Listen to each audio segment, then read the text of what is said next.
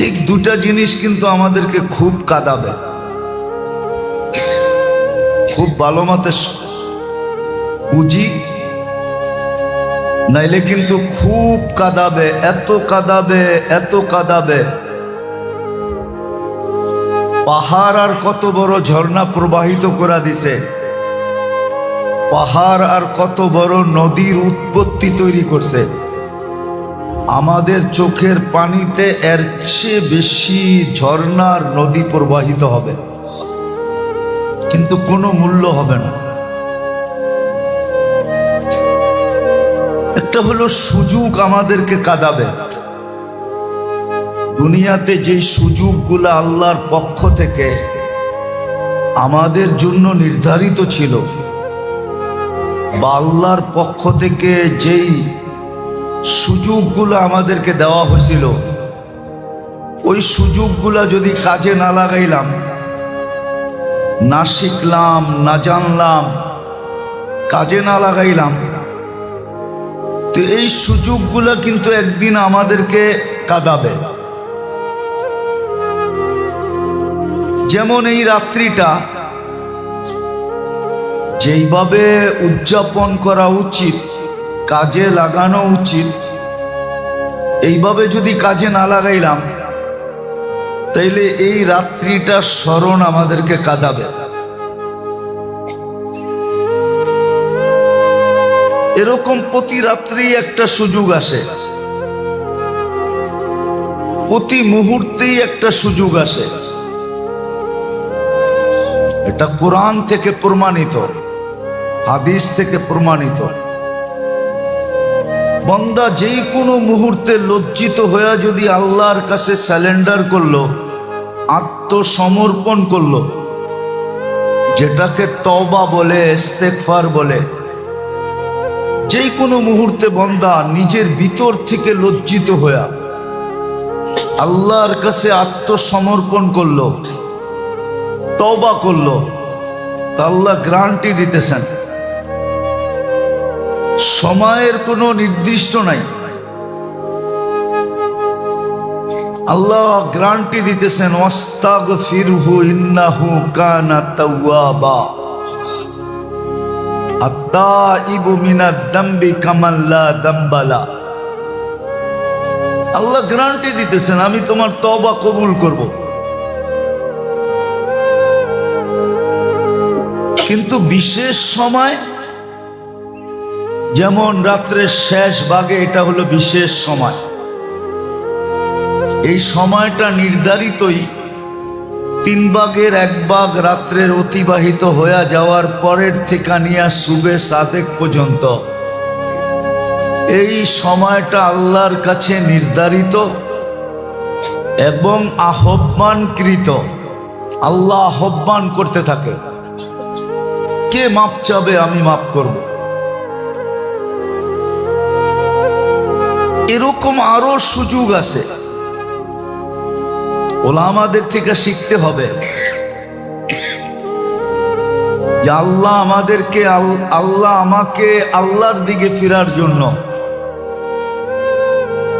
এই ছোট জীবনটাকে জান্নাতের অধিকারী বানানোর জন্য, মূল্যায়ন করার জন্য সুযোগগুলা কি কি, এটা ওলামাদের থেকে শিখতে হবে। সবগুলা যে কাজে লাগাইতে হবে এমন না, আর আমি যে পারবো এমনও না, কিন্তু একটাও যদি কাজে লাগাইতে পারি, তাহলে দেখা যাবে এই সুযোগগুলো আমাকে কালকে কাঁদাবে না, বরং সুযোগে কাজে লাগানোর কারণে আমি কালকে কাঁদবো না, কালকে হাসবো।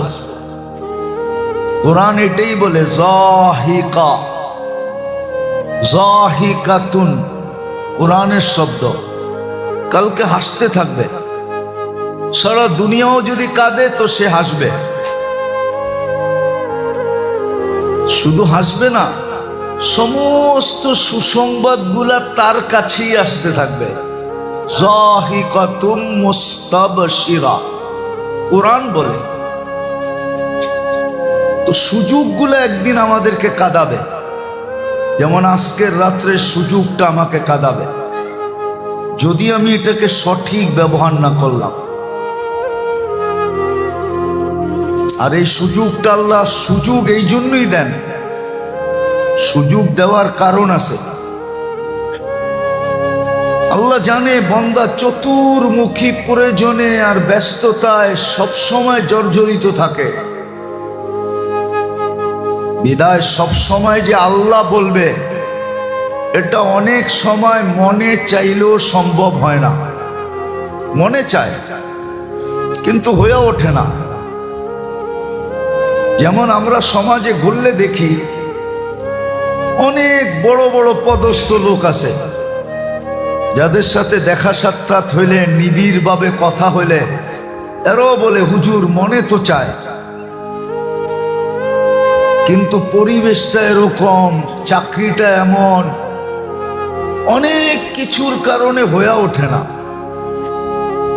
আল্লাহ কিন্তু জালেম না, আল্লাহ বান্দার সাথে বড় ইনসাফও করেন, আবার শুধু ইনসাফ করেন না, মহব্বতের সাথে করেন, ভালোবাসার সাথে, প্রেমের সাথে, প্রীতির সাথে বান্দাকে বড় ভালোবাসেন।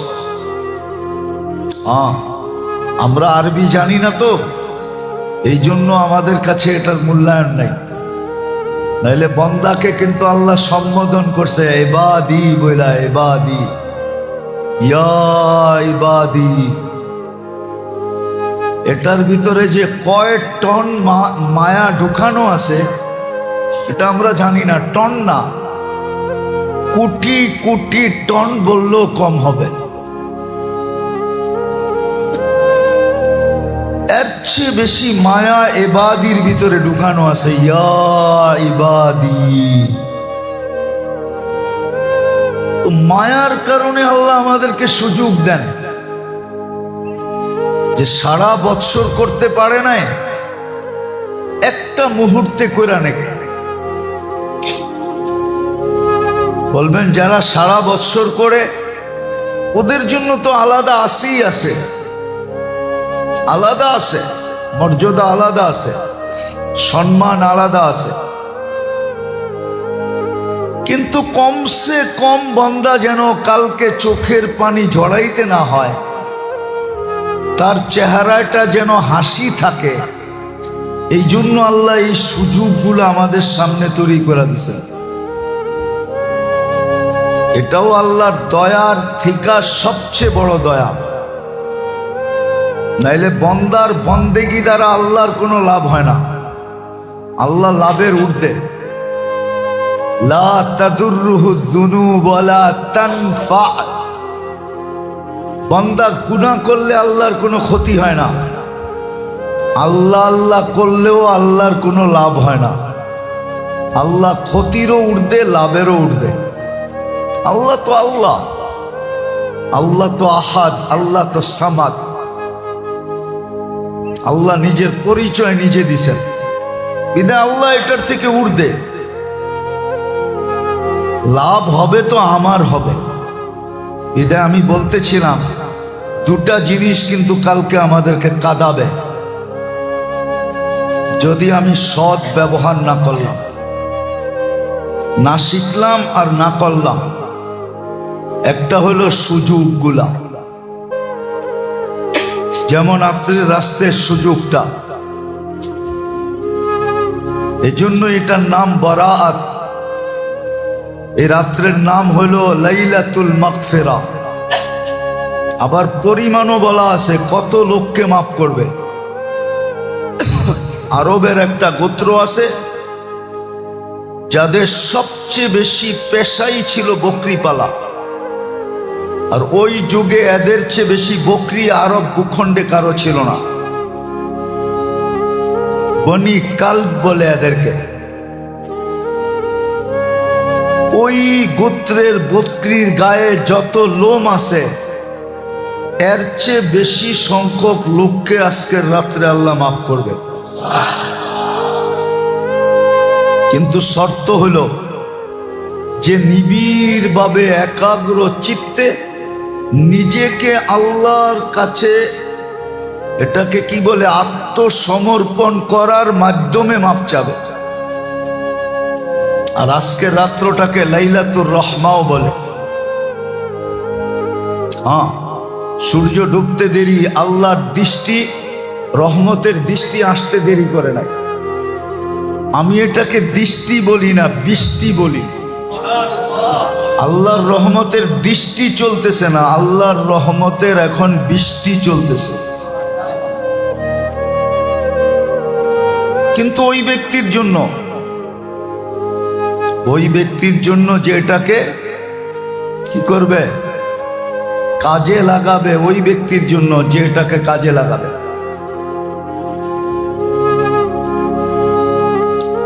তো প্রথম যেটা বলতেছিলাম যে সুযোগগুলো একদিন আমাদেরকে কাঁদাবে। দ্বিতীয় হলো সম্পর্কগুলো আমাদেরকে কাঁদাবে। দুনিয়ার কিছু সম্পর্ক আছে যেটা মৃত্যুর সাথে সাথে বিলুপ্ত হয়ে যাবে, কিন্তু কিছু সম্পর্ক আছে যেটা মৃত্যুর পরেও আমাদের সাথে থাকবে। কিছু সম্পর্ক আছে যেটা মৃত্যুর পরেও আমাদের সাথে থাকবে। দুনিয়ার মানুষ হয়তো আমাদের সাথে গাদ্দারি করবে, ভুলা যাবে, কিন্তু এই সম্পর্কগুলা কখনো আমাদেরকে ভুলবে না। 24 ঘন্টা আমাদেরকে পাহারা দিয়ে রাখবে। ওই সম্পর্কগুলোর ভিতর থেকে একটা দুটা বলতেছি। যেমন মসজিদের সম্পর্ক,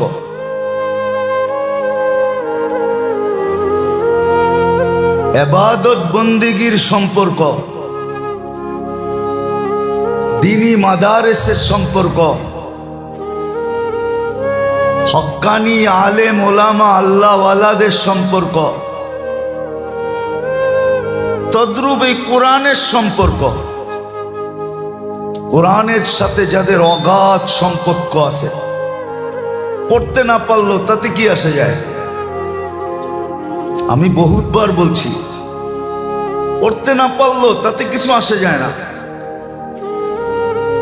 কিন্তু কোরআনের সাথে যদি গভীরভাবে সম্পর্ক রাখলো, শুধু চোখ বুলাইলো, হাত বুলাইলো, চুমা দিল, উল্টায় উল্টায় দেখলো, আর ভিতরে একটা আফসোস থাকলো যে আল্লাহর কালাম আমি পড়তে পারি না। এই যে এক সম্পর্ক, আল্লাহর সাথে সম্পর্ক, আল্লাহর রসুলের সাথে সম্পর্ক, এরকম শত সম্পর্ক আছে যেটি উলামায়ে কেরামের কাছ থেকে শিখতে হবে। এই সম্পর্কগুলা কিন্তু আমাদেরকে একদিন কাঁদাবে, আল্লাহ প্রমাণ করে দেখাবে। এক একটা সম্পর্কের ব্যক্তিকে নিয়ে আসবে আর বলবে এই সম্পর্কের বিনিময়ে আমি একে এটা দিলাম, তোমাকেও দেওয়ার ছিলাম, কিন্তু তুমি তো এই সম্পর্কটা গড়ো নাই, বিজা আজকে তুমি এটার থেকে বঞ্চিত। ওই দিন কিন্তু কাঁদবে, অনেক কাঁদবে। বললাম না, পাহাড় আর কত বড় ঝর্ণা প্রবাহিত করে দিছে, আর কত বড় নদীর উৎপত্তি স্থল হয়েছে, এর চেয়ে বড় বেশি আমার কান্না দ্বারা হবে, কিন্তু কোনো দাম হবে না। কসম খোদার, কোনো দাম হবে না, কোনো মূল্য হবে না। আর এটা হাদিসে সুস্পষ্ট, কোনো ঢাকা ছুপা না। কিন্তু আফসোস তো এইখানেই, এই সম্পর্কগুলো আমরা জানতেও রাজি না, আবার গড়তেও রাজি না,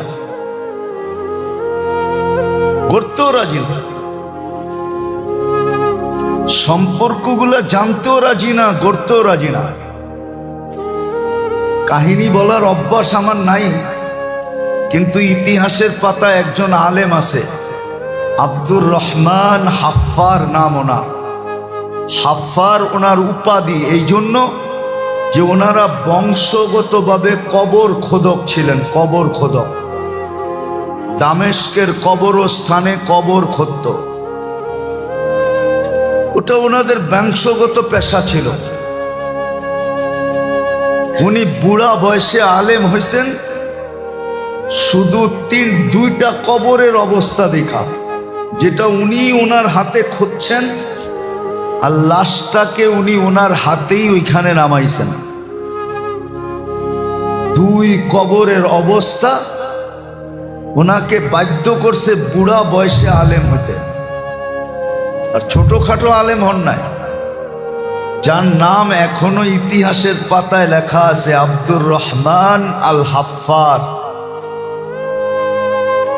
ইতিহাসের পাতায় নাম লেখা ফেলছে বুড়া বয়সে, যার রচিত অনেক কিতাব এখনো দুনিয়ায় পাওয়া যায়, বিলকুল বৃদ্ধ বয়সে।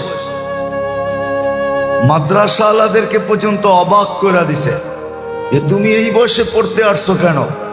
তো সে পুরা কাহিনী খুলা বলার পরে মাদ্রাসা আলা তাকে ভর্তি নিছেন। সে বলছে আমি চোখে দেখছি, বিদায় এই সত্যকে আমি অস্বীকার করি কি করে? আমি ওই মর্যাদা পাইতে চাই। প্রথমটা ছিল আলেমের কবর। যখন সে কবর দিতেছিল তো পুরা কবরের নূর তাকে বেহুশ করে দিছিল।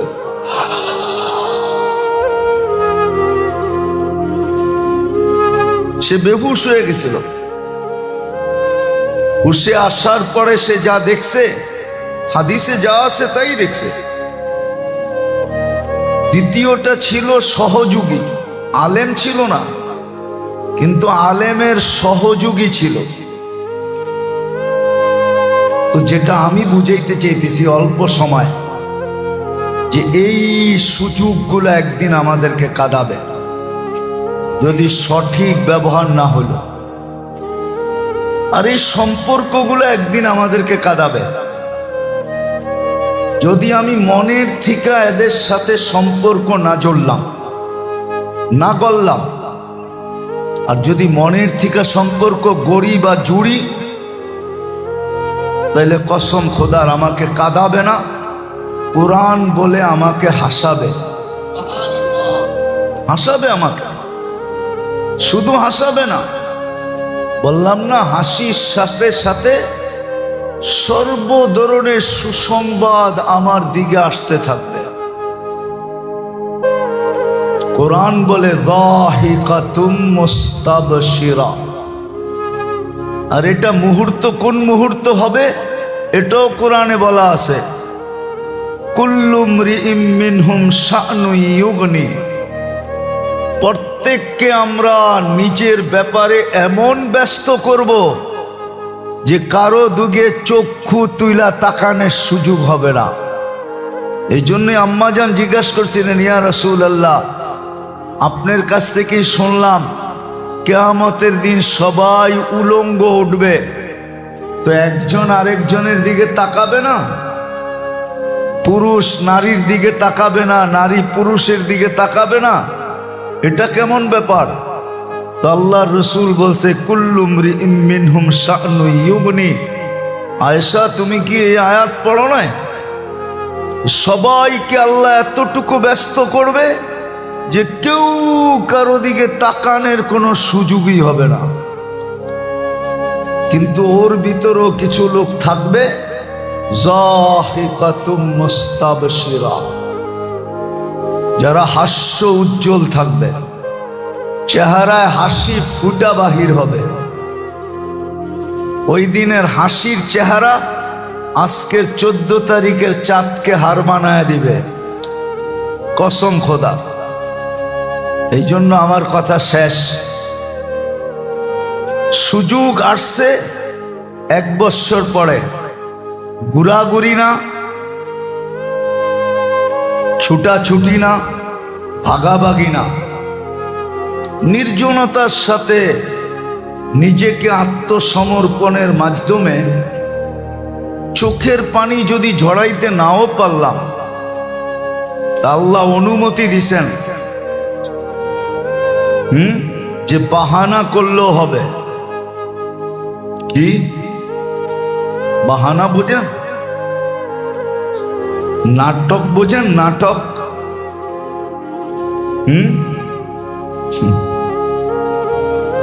এটাও চলবে। আরো একটা শব্দ আছে ভুলে গেছি, ড্রামা করলেও চলবে। কান্না আসে না, কান্নার বাহানা ভান ধরলো, তাইলেও চলবে। এই জন্য সবার কাছে দরখাস্ত হবে, এই রাত্রটাকে হেলায় হারায় না দেওয়া। হ্যাঁ, 5-6 ধরনের লোককে আজকেও আল্লাহ মাফ করবে না, এটাও সত্য। 5-6 ধরনের লোককে আজকেও মাফ করবে না, যদিও নাকি এত সংখ্যক লোককে মাফ করবে। আমার তো বিশ্বাস বর্তমানে দুনিয়ায় 250 কোটি মুসলমান। কত? যেই গোত্রের বকরির চুলের সমান আল্লাহ বলছেন মাফ করবে, আমার বিশ্বাস এত সংখ্যক লোক বর্তমানে দুনিয়াতে মুসলমান নাই। এত সংখ্যক নাই। কেন? একটা বকরির গায়ে কয়টা লোম, তা আজ পর্যন্ত কম্পিউটার গয়না বলতে পারে না, ঠিক না? আপনার মাথায় কয়টা চুল এটা জানেন? এটাও তো জানি না, ঠিক না? মেশিনও তো নাই। সৃষ্টির সবচেয়ে বেশি বিবেকমান হিসাবে মানুষের চেয়ে বিবেক, বুদ্ধি, বিদ্যা আল্লাহ সৃষ্টির ভিতরে কাউকে দেন নাই।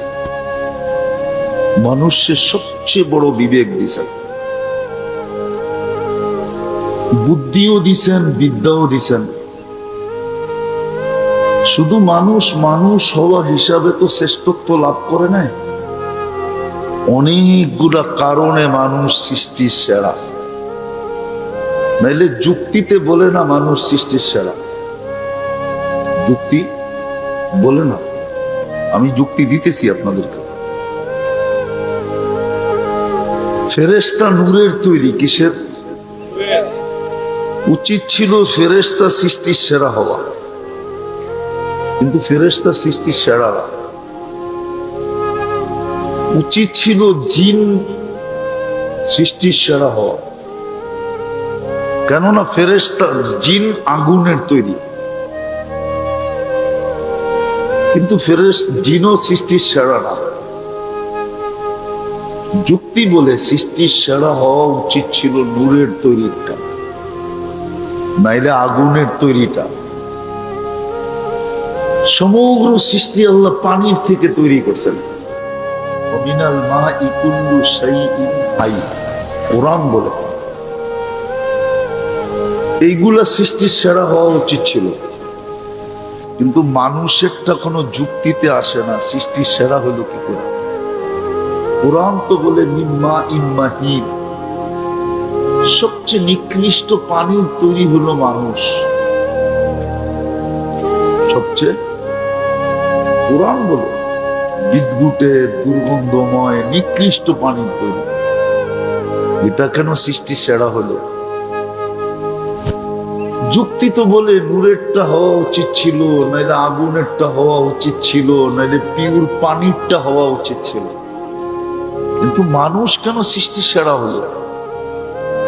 বোঝা গেল কিছু এমন জিনিস মানুষের ভিতরে আছে যেটা সৃষ্টির ভিতরে কারো ভিতরে নাই। সৃষ্টির মধ্যে কারো ভিতরে নাই। ফেরেশতা নূরের তৈরি, ঠিক আছে, কিন্তু ওটাকে 2 অক্ষর দিয়ে তৈরি করছে। জিন আগুনের তৈরি, এটাও 2 অক্ষর দিয়ে তৈরি। সমগ্র সৃষ্টি 2 অক্ষর দিয়ে তৈরি, আর মানুষ আল্লাহর কুদরতি হাত দিয়ে তৈরি। আমি 2-4টা কারণ দেখাইতেছি, কারণ দেখাইতে গেলে রাত্র পার হয়ে যাবে। মানুষের শ্রেষ্ঠত্বের কারণ, মানুষ কেন সৃষ্টির সেরা? কেননা সমগ্র সৃষ্টি দুই অক্ষরে তৈরি, কুন ফাকান। ইদা আরাদা শাইয়ান আন ইয়াকুলা লাহু কুন ফায়াকুন। কুন বলতে দেরি, হইতে দেরি হয় না।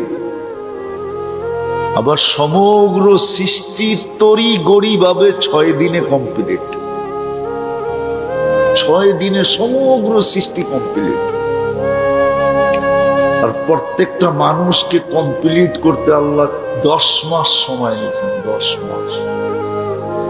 কি আপনি মার পেটে 10 মাস ছিলেন না?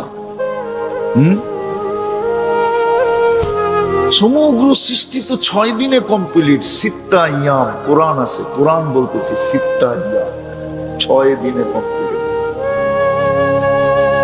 ওটার ভিতরে আল্লাহর আরশও আছে, ওটার ভিতরে আল্লাহর কুরসিও আছে, ওটার ভিতরে জিবরিলও আছে, মিকাইল, ইসরাফিল, মালাকুল মউত, এমনকি আরশ বহনকারী ফেরেশতা। ওই 6 দিনের অন্তর্ভুক্ত ওই ফেরেশতা আল্লাহ বলে লাউ আমারতুহু আন ইয়াকুলাস সামাওয়াতি ওয়াল আরদি ওয়া মা ফিহিন্না।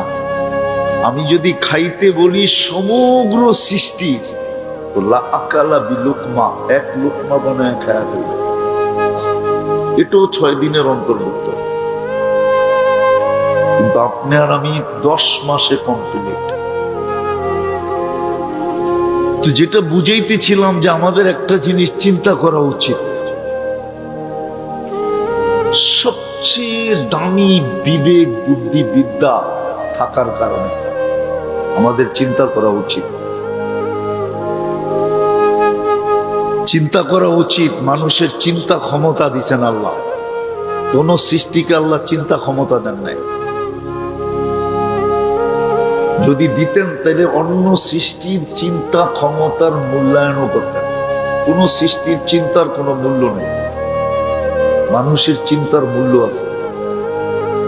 ও আমাদেরকে জিজ্ঞাসা করেন, হাদিসে আছে লা তাফাক্কুরু সাআ, সামান্য সময় চিন্তা করা খায়রুম মিন ইবাদাতি 60 আও 70 সানা। 60-70 বৎসর নফল ইবাদত করার চেয়েও উত্তম। তাও ওই ইবাদত যেটা কন্টিনিউ, 1 সেকেন্ডের জন্য থামে নাই। এর চেয়ে উত্তম হলো সামান্য সময় চিন্তা করা। বিধায় আমাদের প্রত্যেকের চিন্তা করা উচিত। আর কোরআন এটার হুকুম দিছেন যে তুমি চিন্তা করো। চিন্তার হুকুম আসছে কোরআনে। আমি সুস্পষ্ট বলতে চাইতেছি, অল্প সময় কথা হবে। চিন্তা করা উচিত যে আমি আল্লাহটা ভোগ করি কতটুকু, আল্লাহটা কতটুকু ভোগ করি, আল্লাহর নেয়ামত আমি কতটুকু খাই। 24 ঘন্টা আমি আল্লাহর নেয়ামত কতটুকু ভোগ করি। বিপরীতে আমি আল্লাহ আল্লাহ কতটুকু করি। বিনিময়ে আমি কতটুকু আল্লাহ আল্লাহ করি, আল্লাহটা ভোগ করি কতটুকু, আর আমি আল্লাহ আল্লাহ করি কতটুকু। এটা চিন্তা করা উচিত। বলবেন আমি চিন্তা করব কেন? তাহলে কেনটাও বলতেছি। কেননা এখানে থাকা যাবে না, ঘোষণা এটাই আসছে, এখানে থাকতে পারবে না। ইলাইনা তুরজাউন, তোমরা আমার কাছে ফিরবেই ফিরবে। আর যদি আজকে না ভাবলা, তাইলে কালকে তোমাকে ভাবতে বাধ্য করব। ভালো মতে মনোযোগ দিয়ে শুনি, কিন্তু আমি অসুস্থ মানুষ। অনেকে আমাকে দেখলে বলে আপনি কবর থেকে উঠে আসলেন নাকি।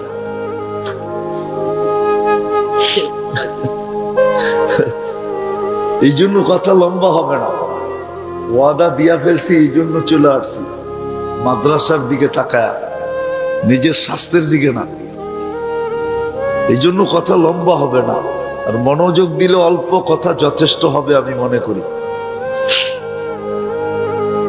এই চিন্তা কেন করব? কেননা আমরা কিন্তু যাত্রী।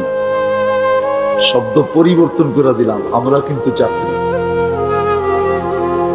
আমরা সবাই যাত্রী। সব জিনিসের ভিতরে এক্সপায়ার ডেট লেখা থাকে, যে এটার মেয়াদ কখন শেষ হবে। মানুষই নিজের হাতে লেখে, কিন্তু যে লেখে সে নিজের মেয়াদ জানে না কখন শেষ হবে। আমাদের মেয়াদ কখন শেষ হবে কেউ জানি না। যদিও আজকে এই শিক্ষা, মানুষের শিক্ষা বিলকুল আকাশ চুমি, মানুষের শিক্ষা আকাশকে চুমা দেয়, আকাশ পর্যন্ত পৌঁছে গেছে মানুষের শিক্ষা। কিন্তু এত বড় শিক্ষিত হইলে কি হবে? কোন নারী পুরুষ কারো কাছে এই বিদ্যা নাই, সে জানে না তার ডেটটা কখন শেষ হবে, সকালে না দুপুরে, বিকালে না সন্ধ্যায়, রাত্রে না দিনে, যৌবন অবস্থায় না বৃদ্ধ অবস্থায়, ছোট অবস্থায় না বড় অবস্থায়, কেউ জানে না। সুস্থ অবস্থায় না অসুস্থ অবস্থায়। হ্যাঁ, মৃত্যুর কারণ হবে, এটা সত্য, আর এটারও জন্য একটা কারণ আছে। মৃত্যুর কারণ যে আল্লাহ রাখছেন, এটারও একটা কারণ আছে। মালাকুল মউতকে যখন আল্লাহ দায়িত্ব দেন যে তোমাকে উঠায় নিয়ে আসতে হবে সবাই, উনি মনে মনে ভাবতেছিলেন দায়িত্ব তো পাইলাম বটে, বিরোধিতা করা তো সম্ভব না, নিয়ে তো আসতে হবে, কিন্তু 24 ঘন্টা তো মানুষ আমাকে নিয়ে শুধু আলোচনা করবে, মানুষ আমাকে গালি দিবে যে লোকটার কোনো কাম নাই, খালি ঘুরতে থাকে আর আমাদেরকে উঠাইতে থাকে।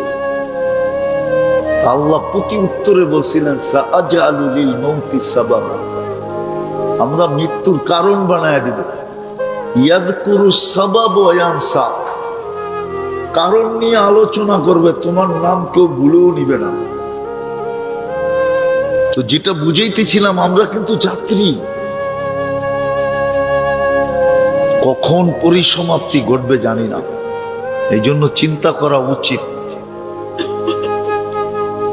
আমি আল্লাহটা ভোগ করি কতটুকু, বিপরীতে আমি আল্লাহ আল্লাহ করি। যুবকেরও চিন্তা করা উচিত, কেননা মানুষের বয়সের ভিতরে যৌবনটা সবচেয়ে বড় বাহাদুরির জিনিস। যুবক আল্লাহর যৌবন দিয়ে বাহাদুরি করে, ওর বাহাদুরির উৎসই তো যৌবন, নাইলে যুবকের কাছে বাহাদুরির আছে কি যৌবন ছাড়া? মানুষের এই দেহটাই তো ব্যক্তিত্বটা, ব্যক্তিত্ব কি এই দেহটাই তো, দেহ না থাকলে ব্যক্তিত্ব থাকে কোত্থেকে? বিধায় আমাদের চিন্তা করা উচিত। সৃষ্টির সেরা ব্রেন হিসাবে, সৃষ্টির ভিতরে শ্রেষ্ঠ মেধা পাওয়ার কারণে, সৃষ্টির ভিতরে সবচেয়ে শ্রেষ্ঠ বিদ্যা পাওয়ার কারণে কোন সৃষ্টিকে আল্লাহ এই ঘোষণা দেন নাই যে আমি নিজে এদেরকে শিক্ষা দিচ্ছি। হ্যাঁ, এতটুক বলছেন, খালাকাল খালকা সুম্মা হাদা, সৃষ্টি করছি আর কোনো মতে ওরে একটু রাস্তা দেখায়, কিন্তু মানুষের ব্যাপারে এটা বলেন নাই। মানুষের ব্যাপারে বলছে তোমাকে হাতে কলমে শিক্ষা দিছে। খালাকাল ইনসানা মা লাম ইয়ালাম, তুমি যেটা না জানতে ওটা আমি তোমাকে শিক্ষা দিছি। খালাকাল ইনসানা বিল কালাম, আল্লাহ বলে তোমাকে কলমের শিক্ষা দিছি, অক্ষরিক জ্ঞান দিছি। বিধায় আমাদের চিন্তা করা উচিত যে আমি আল্লাহর ভোগ করি কতটুকু, বিপরীতে আল্লাহ আল্লাহ করি কতটুকু। যে কোনো মুহূর্তে আমার পরিসমাপ্তি ঘটতে পারে। আরেকটা গ্রাম্য ভাষায় বলতেছি, আল্লাহ নুন খাই কতটুকু, আল্লাহর গুণ গাই কতটুকু। কতটুকু আল্লাহর নুন খাই আর কতটুকু আল্লাহর গুণ গাই।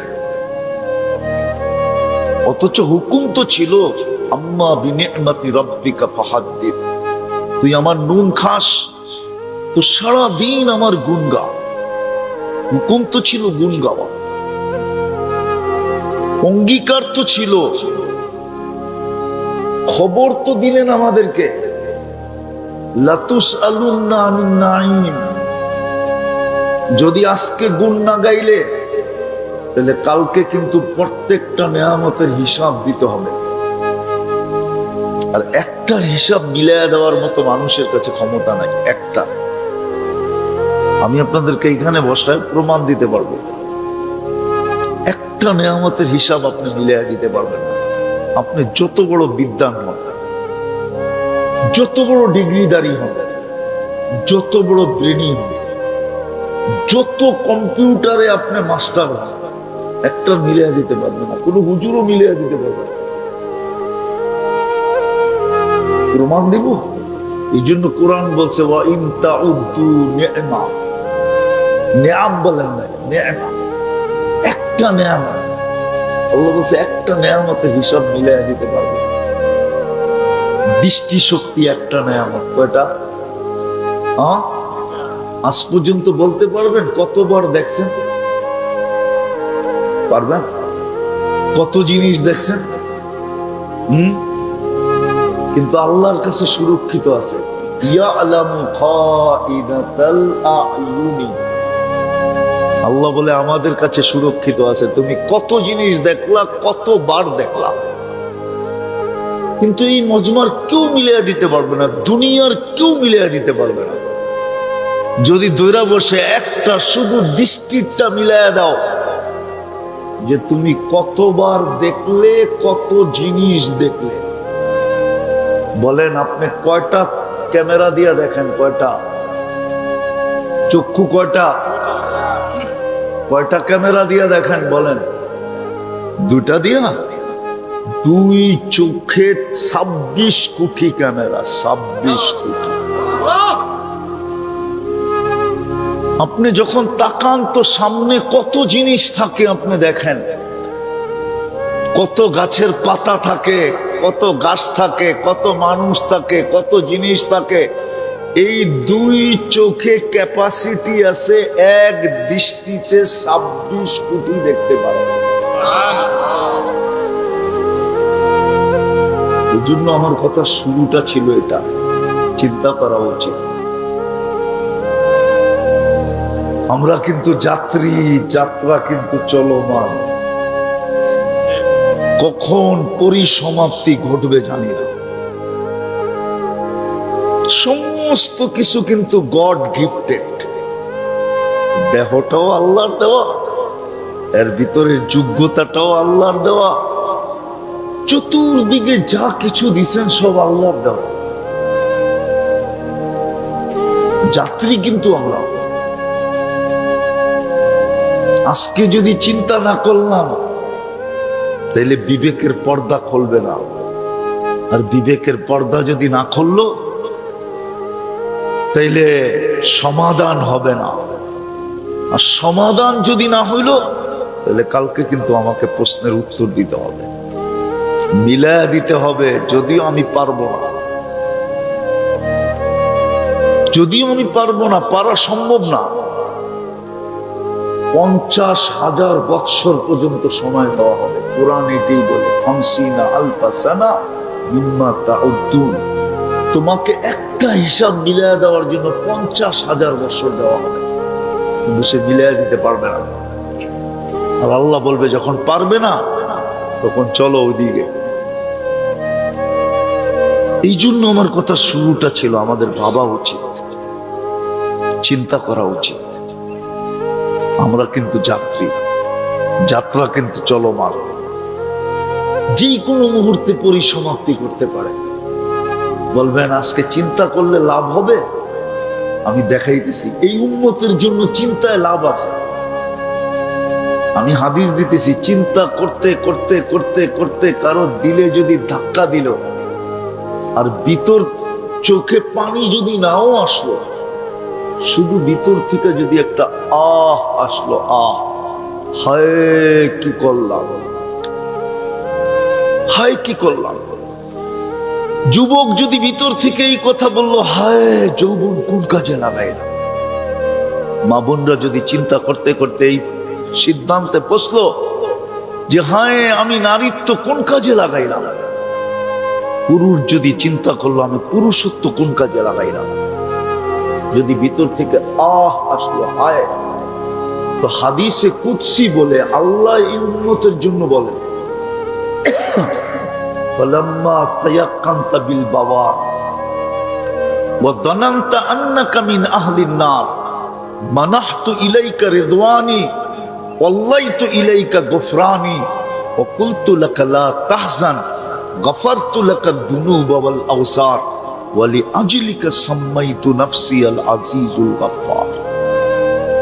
এই উম্মত যদি চিন্তা করতে করতে কোন পর্বে যদি অনুতপ্ত হয় আর যদি ভিতর থেকে বলে হায় কি করলাম, আল্লাহ বলে তুমি হায় বলতে দেরি, আমি রেজার চাদর দিয়া তোমাকে ঢাকতে দেরি করি না, মাগফিরাতে ডুবায়া দিতে দেরি করি না, ছুটা আইসা এই কথা বলতে দেরি করি না। চিন্তার কোনো কারণ নাই, লা তাহজান, চিন্তার কোনো কারণ নাই।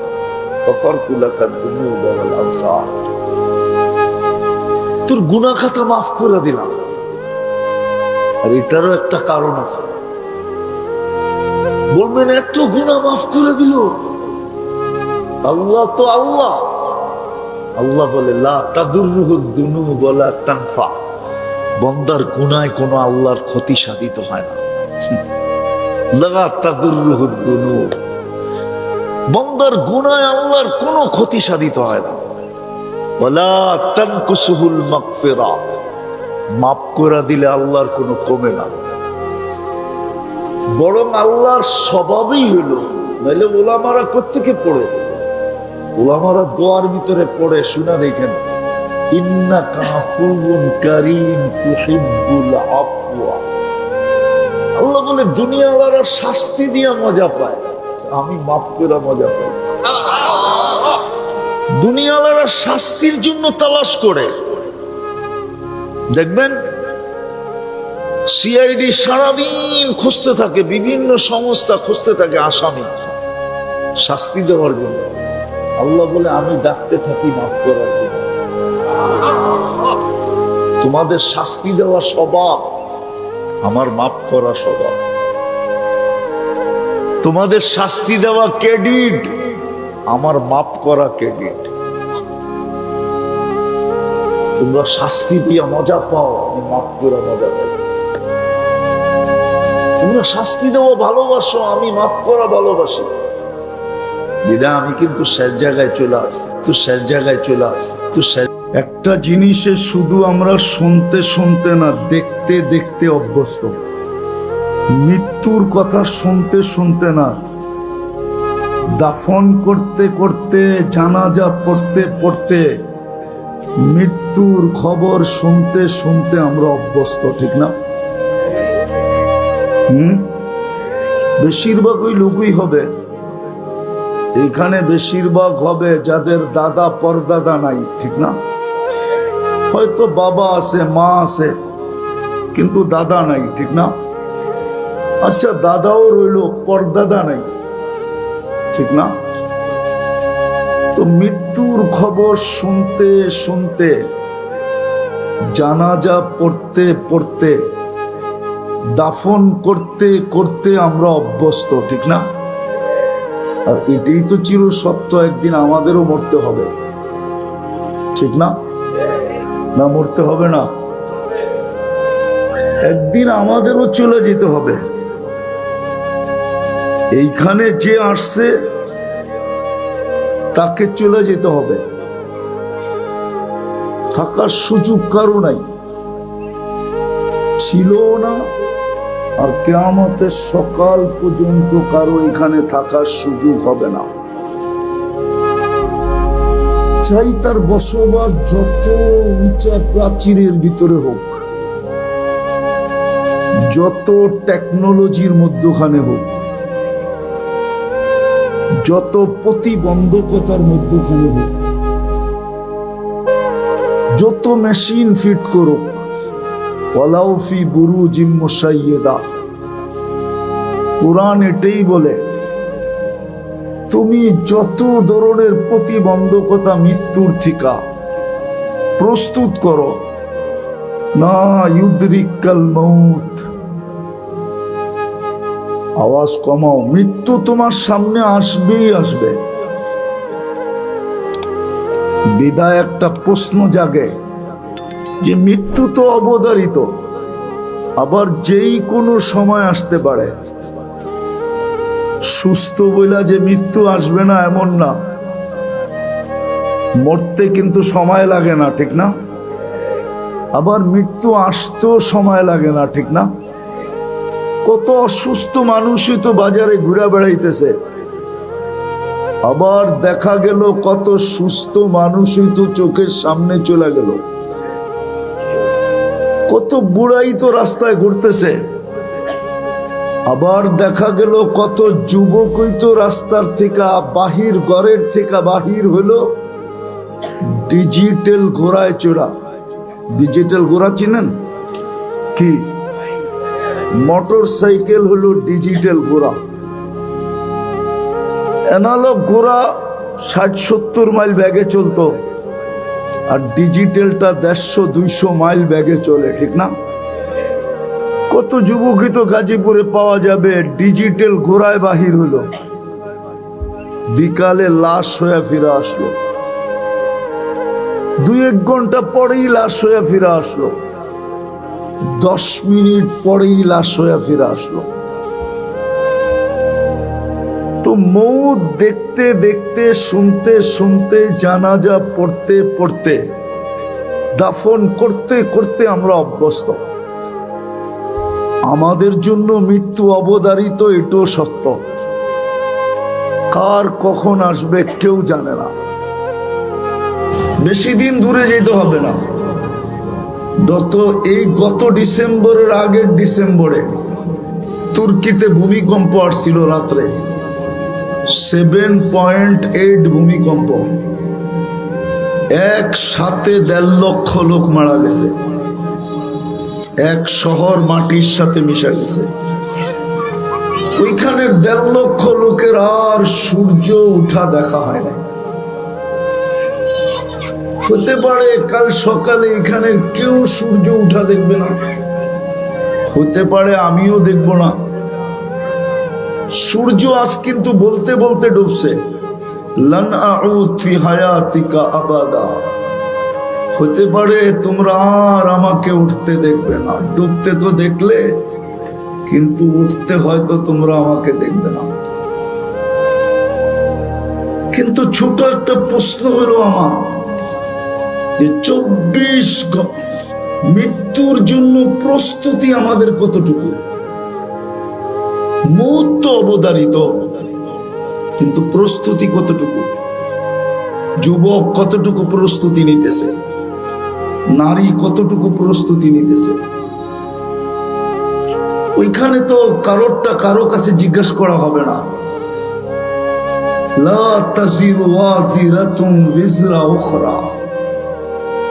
একজনের পরিচয় দিয়ে তো আরেকজনের চলবে না।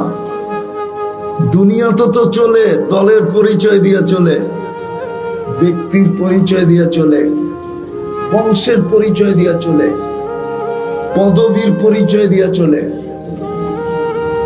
পেশার পরিচয় দিয়ে চলে। এখানে বেশিরভাগ মানুষেরই পেশার কার্ড হবে লোকে। চাকরিজীবী যারা, প্রত্যেক গার্মেন্টসের আলাদা আলাদা কার্ড থাকে, ঠিক না? খবরে তো কোনো পরিচয় দিয়ে চলবে না। যদি চলতো তাহলে আবু তালেবেরই চলতো। মাগরিবের পরের থেকে হুজুরদের কাছে শুনলেন না আল্লাহর নবীর মর্যাদা, শান, মান। আবু তালেব তো ওনারই বাতিজা, একই তো রক্ত, দুইজনের শিরায় উপশিরায় দৌড়াইতেছে। 44 বৎসর মুহাম্মদুর রাসূলুল্লাহকে লালন পালন করছেন। কত? 4 দশক, আরো 44 বৎসর লালন পালন করছেন। নিজের হাতে কবরে নামাইছেন, অথচ ওনার হাতের ছোঁয়া পাইলে যেই জিনিসের উপরে হাতের ছোঁয়া লাগছে ওই জিনিস নিজে বলতেছে আমি ধন্য। পিঠের ছোঁয়া লাগছে খেজুর গাছে, যেটাতে জুমায় পিঠ লাগায় খুতবা দিতেন। মেম্বর তখনও তৈরি হয় নাই। যেদিন মেম্বর তৈরি হয়েছেন, মেম্বরে পা রাখতে দেরি, খেজুর গাছ বাচ্চার মতো কানতে দেরি করে নাই। শুধু আল্লাহ রসুল শুনেন নাই, পুরো মসজিদ শুনছে, কিন্তু খুঁজে পাইতেছিলেন না কাদেকে। ভালোভাবে লক্ষ্য করার পরে দেখা গেছে খেজুর গাছ থেকে কান্না আসতেছে। আল্লাহ রসুল নাইমা যায় সান্ত্বনা দিছেন,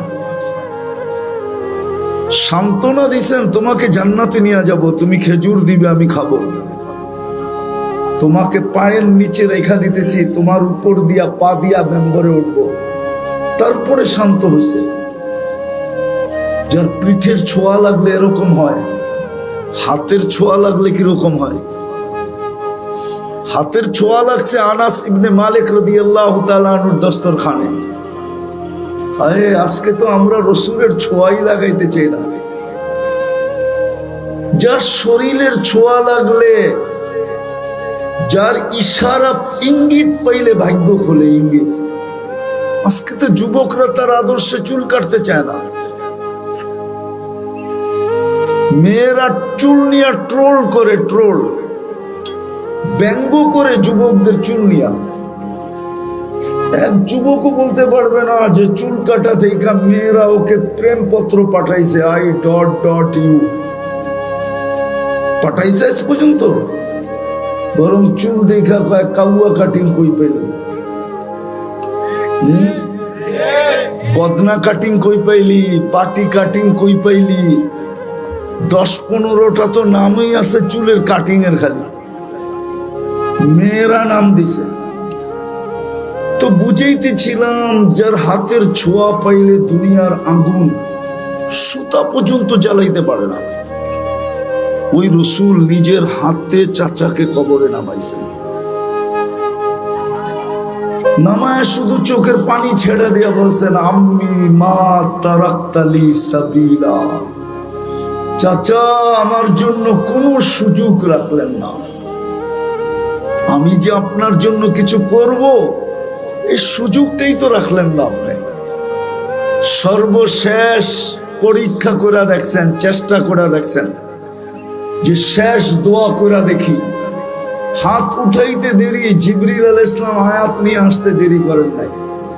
মা কানা লিন নাবিয়্যি ওয়াল্লাযীনা আমানু আইয়াস্তাগফিরু লিল মুশরিকিন, আইয়াস্তাগফিরু লিল মুশরিকিন ওয়ালাউ কানু উলু কুরবা। নবীজি বন্ধু আপনার জন্য শোভা পায় না, মুশরিকের জন্য কেন হাত তুললেন? তো মৃত্যু অবধারিত, আমাদের প্রস্তুতি কতটুকু? বলবেন প্রস্তুতির দরকারটা কি? কেন 24 ঘন্টা আপনি কারটা বুক করেন? বলেন সুস্থতা কার? সুস্থতা যদি না দিতেন আপনি ফ্যাক্টরিতে কাজ করতেন কি করে? মাসের শেষে যা পান এটা গণতেন কি করে? সুস্থতা যদি না দিতেন,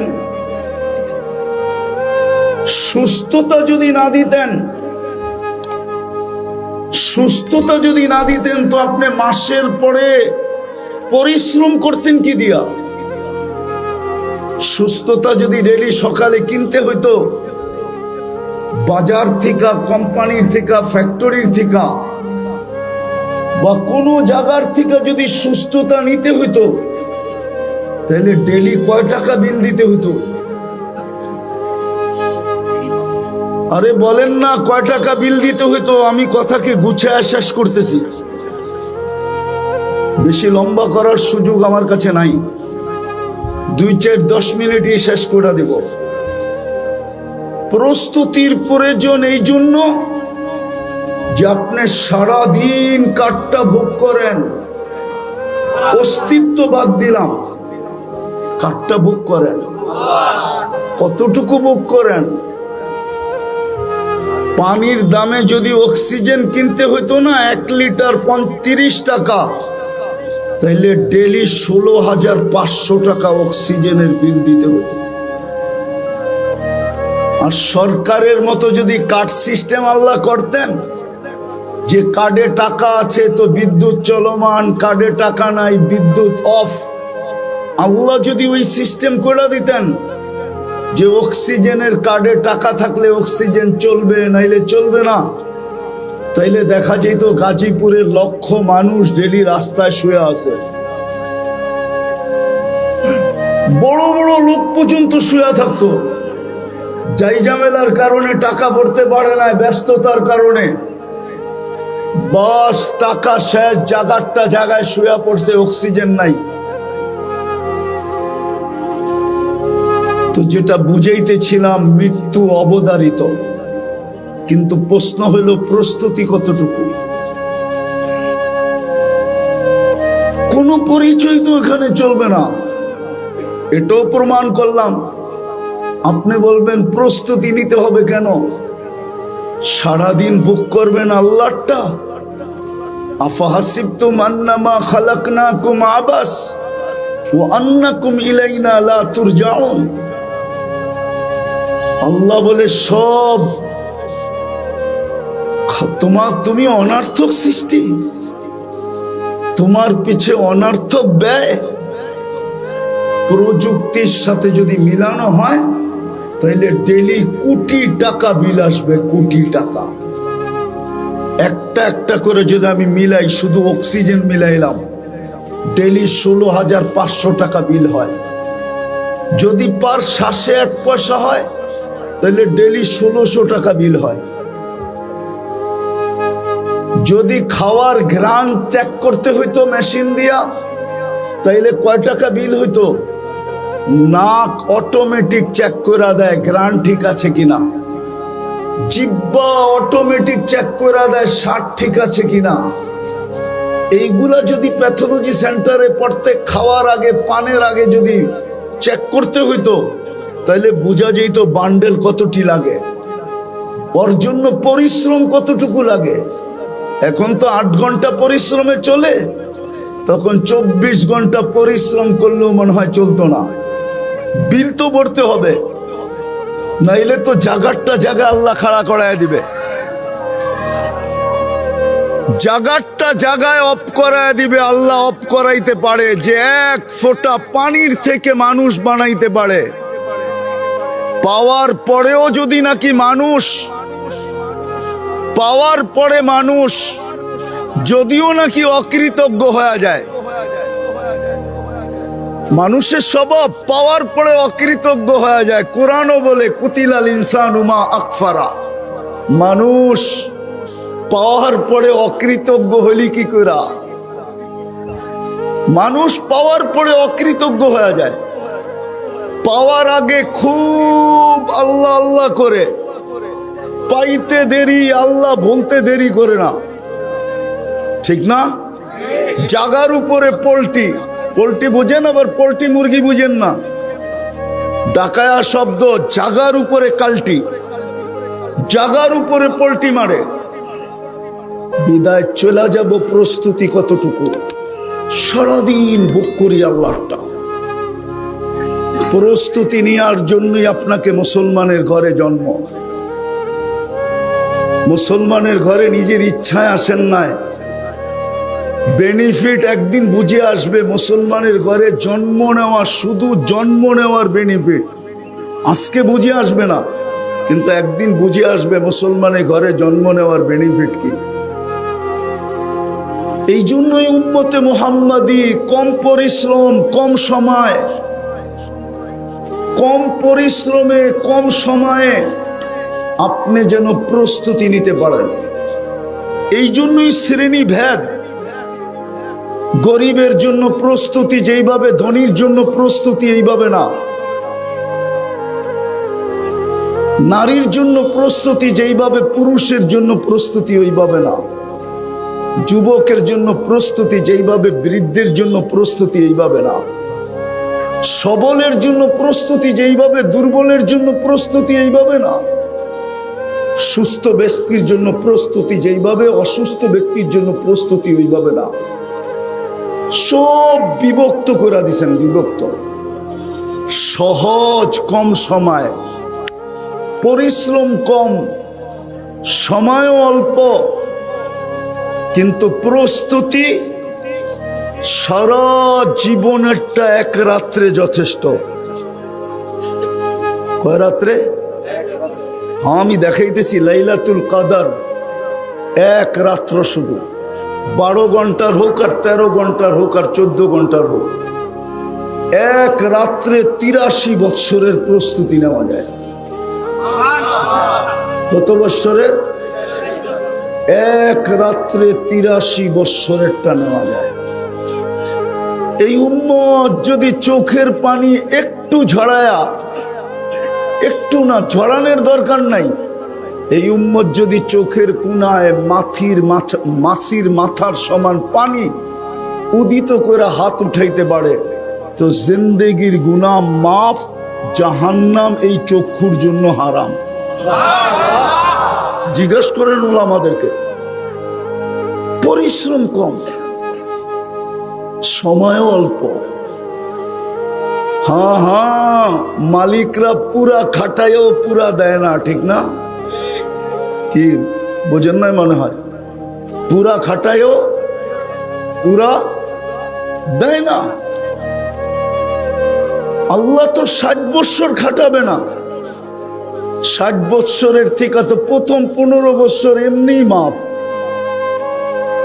প্রাপ্ত বয়স্ক হওয়া পর্যন্ত নিষ্পাপের খাতায় মাপ, নিষ্পাপের খাতায় লেখা। তারপরে যতক্ষণ ঘুমাবো ততক্ষণ কলম উঠানো, আমার বিরুদ্ধে কিচ্ছু লেখা হবে না। নেক হয়তো লেখা হইতে পারে, কিন্তু গুনাহ লেখা হবে না। বাকি রইল কতটুকু? অতটুকুই তো সময়, অতটুকুই পরিশ্রম, কিন্তু ছোঁয়া প্রস্তুতির কাঠটি বহুত বড়। 5 ওয়াক্ত নামাজ পড়লে বলে 50 ওয়াক্তের সওয়াব পাওয়া যায়। কত কত কত? ওটা একা একা চুপে চুপে পড়লে। মসজিদে 5 ওয়াক্ত পড়লে 1350 ওয়াক্তের সওয়াব পাওয়া যায়। 1350 ওয়াক্তের। হুজুররা মনে হয় মানে না। জামাতের নামাজ একা একই নামাজের চেয়ে 27 গুণ বেশি। তো একা একই পড়লেই তো 1 10, 10কে 27 দিয়া গুণ দিলে 270, 5 দিয়া গুণ দিলে 1350। এই জন্য চলেন, আমি শেষ জায়গায় চলে আসছি। জানি না কার মউত কখন আসবে। যুবক, ভালো মতে বোঝো, চিতাতেই সব শেষ এমন না। তুমি মুসলমানের ঘরে জন্ম নিলে, উম্মতে মুহাম্মদী হইলে, মাথার উপরে মুকুট লাগাইলে কুনতুম খায়রা উম্মাহ। অনেকগুলা মুকুট তোমার মাথায় আছে, যেগুলা তুমি চোখে দেখতেছো না। কোরআন কাটলে দেখা যাবে তোমার মাথায় কয়টা মুকুট। কোরআন হাদিস ঘাটলে দেখা যাবে কয়টা মুকুট তোমার মাথায়। তুমি উম্মতে মুহাম্মদী, 24 ঘন্টা ভোগ করবে আল্লাহটা, আর তুমি বলবে আমার কাছে সময় নাই, আই এম ভেরি বিজি। এই জন্যই তো মৃত্যুর সাথে সাথে, মৃত্যু লগ্নে আইসা ফেরেশতা জিজ্ঞাসা করবে আইনাল ইশতিগাল, বল তোর ব্যস্ততা কোথায়? চলে আসছি আমরা, নিয়ে নিব এখন তোকে উঠায়া, বল ব্যস্ততা কোথায়? তুই না বলতি বড় ব্যস্ত, আই এম ভেরি বিজি। 24 ঘন্টা নাকি ব্যস্ততায় কাটে। চলে আসছি আমরা। ফেরেশতার দল আইসা বলবে চলে আসছি আমরা, আইনাল ইশতিগাল, বল তোর ব্যস্ততা কোথায়? বইলা একটা টান দিবে, হায় হায়, গাজীপুরের স্টেজেই টান দিছিল 1 মিনিটের নাই ভরসা।